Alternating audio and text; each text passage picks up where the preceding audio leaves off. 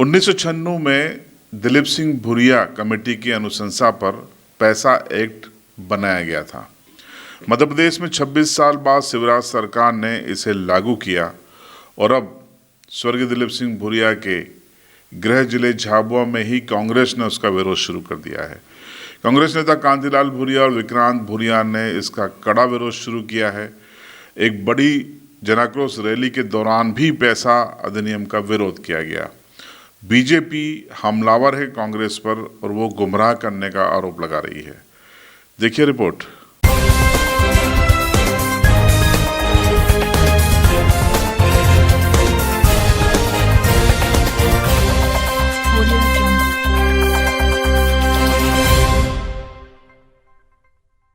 उन्नीस में भुरिया समिति की अनुशंसा पर बने पैसा एक्ट को 2018 में आदिवासी सीटों पर मिली करारी हार के बाद शिवराज सिंह चौहान सरकार ने 2023 फतह करने के लिए पैसा एक्ट को चुना और 15 नवंबर 2022 को प्रदेश के 90 विकास खंडों में इसे लागू भी कर दिया गया, जिसमें आदिवासी ग्राम सभाओं को जल, जंगल, जमीन और स्थानीय मुद्दों के अधिकार सौंप दिए गए।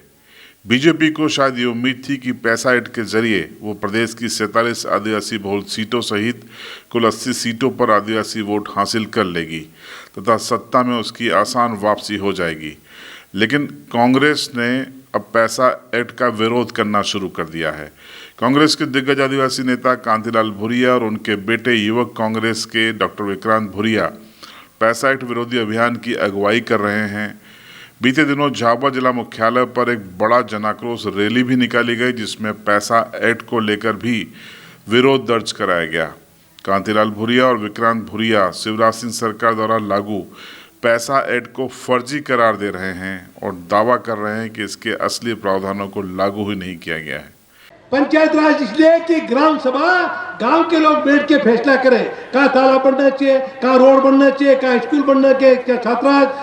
आज वो पंचायत राज भी उन्होंने तोड़मोड़ को खत्म कर दिया और उस पंचायत राज में न सरपंच बैठ सकता न तड़ू बैठ सकता और जो कोई नहीं वो बैठेगा बोले। यह हालत कर दी। एक जगह मैं गया था वहां बोरी में, वहां कहता है कि सरपंच को सीओ ने निकाल दिया बाहर, तू नहीं बैठ सकता बोले। सरपंच को बाहर कर दिया और दूसरों को और भाजपा के लांडे थे कोई पद पे नहीं, वो बैठे अंदर।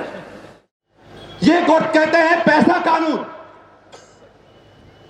जेपी अग्रवाल जी, अभी इन्होंने एक फर्जी पैसा कानून लागू करा है। पैसा कानून आदिवासियों को जल, जंगल और जमीन का अधिकार देता है और इस पैसा कानून में जो 1996 में बना था, भुरिया कमेटी ने बनाया था, उसमें यह अधिकार था कि ग्राम सभा सर्वमान्य होगी, ना लोकसभा ना विधानसभा, सबसे बड़ी ग्राम सभा। और इन्होंने क्या करा, इन्होंने जो नया पैसा कानून लेकर आए उसमें जो ग्राम समिति बनी उसमें सरपंचों को भी बोल दिया बाहर का रास्ता दिखा दिया, तड़ियों को भी बोल दिया बाहर का रास्ता दिखा दिया, पंचों को भी बाहर का रास्ता दिखा दिया। तो क्या जो चुनकर आएगा वो झुंझुना बजाएगा? इनका अधिकार कहां है? इनको अधिकार कौन देगा? क्या अब मान लिया जाए कि इस तरीके के आरोप प्रत्यारोप के बीच पैसा एक्ट 2023 के चुनाव के केंद्र में रहेगा? ये सवाल सियासी गलियारों में तेजी से तैर रहा है। कांग्रेस आखिर क्यों मौजूदा पैसा एक्ट का विरोध कर रही है? इस संबंध में हमने सवाल किया युवक कांग्रेस के प्रदेश अध्यक्ष डॉक्टर विक्रांत भुरिया से। उनका जवाब सुनिए।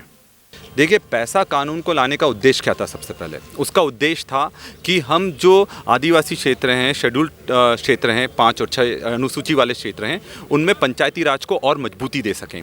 और इसका सीधा सीधा उद्देश्य था, क्योंकि समाज जो आदिवासी रहता है स्वशासन पर भरोसा करता है, तो उनको ज़्यादा अधिकार मिल सकें। और इसके लिए ग्राम सभाओं का निर्माण करने का कहा गया था। और इसमें एक बहुत प्रचलित कहावत है कि ना लोकसभा ना विधानसभा, सबसे बड़ी ग्राम सभा। और उद्देश्य ये होना चाहिए था कि ग्राम सभा को सबसे को मजबूत करना था।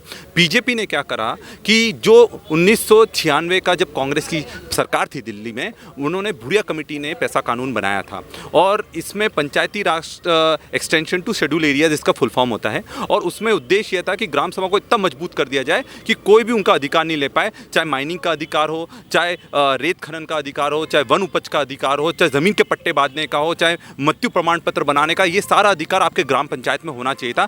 बीजेपी ने ग्राम सभा बनाने का बोला, पर उससे जो मुख्य लोग थे, चाहे वो सरपंच था, चाहे तड़वी था, चाहे पंच था, उनको लात मारकर बाहर निकाल दिया। तो ये चुने हुए जनप्रतिनिधि का अपमान कर इन्होंने दो सरकार गाँव में खड़ी कर दी, एक जो बीजेपी के एजेंट बनकर ग्राम सभाओं में बैठेंगे और एक जो चुनकर आते हैं, चाहे वो सरपंच हो, पंच हो, तड़वी हो। और इसमें एसडीएम को फिर भी इनके ऊपर बिठा दिया। पैसा कानून में एसडीएम को इतनी पावर नहीं थी, पूरी जो ताकत थी प्रशासन के हाथ में नहीं थी, ग्राम सभाओं के हाथ में थी। इन्होंने अभी भी ताकत सरकार के हाथ में दे रखी है, जो उनके आगे पीछे घूमता है उनके हाथ में। तो ये पैसा कानून पूरी तरह से फर्जी है, कमज़ोर करने वाला है, और इससे आदिवासियों का और कमज़ोर वर्ग के लोगों का शोषण और बढ़ेगा।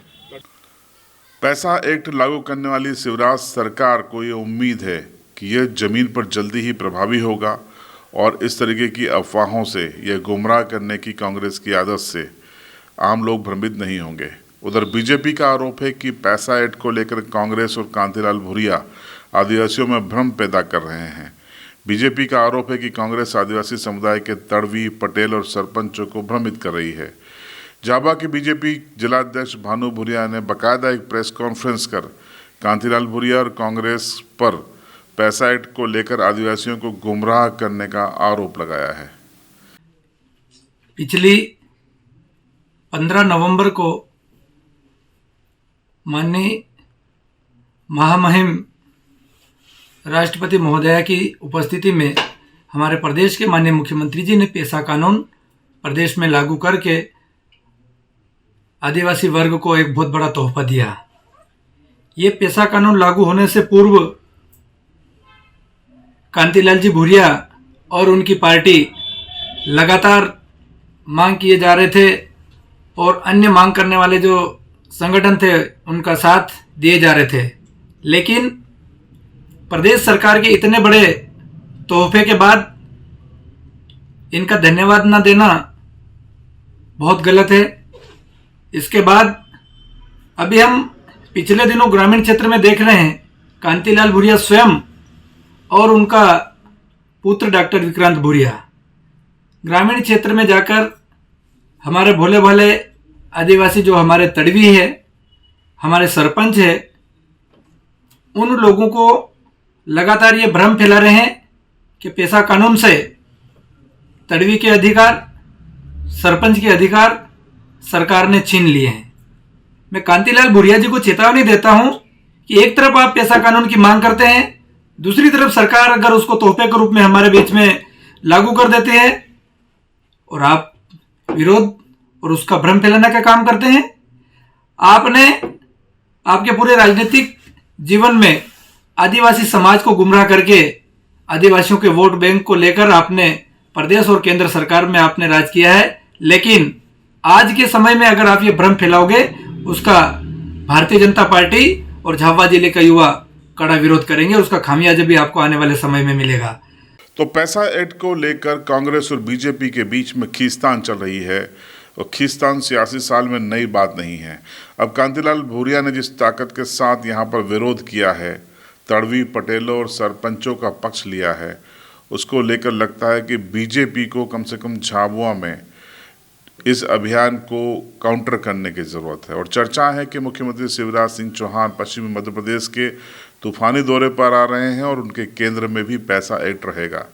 चर्चा है कि वो सेलाना, झाबुआ, अलीराजपुर और धार में एक ही दिन में रोड शो करेंगे, कई सभाएं लेंगे और ग्राम सभा की बैठक में भी शामिल होंगे। कोशिश सरकार की यही है कि पैसा एक्ट जो आदिवासियों के लिए उन्होंने बनाया है उसके बारे में आदिवासियों को आश्वस्त कर सके।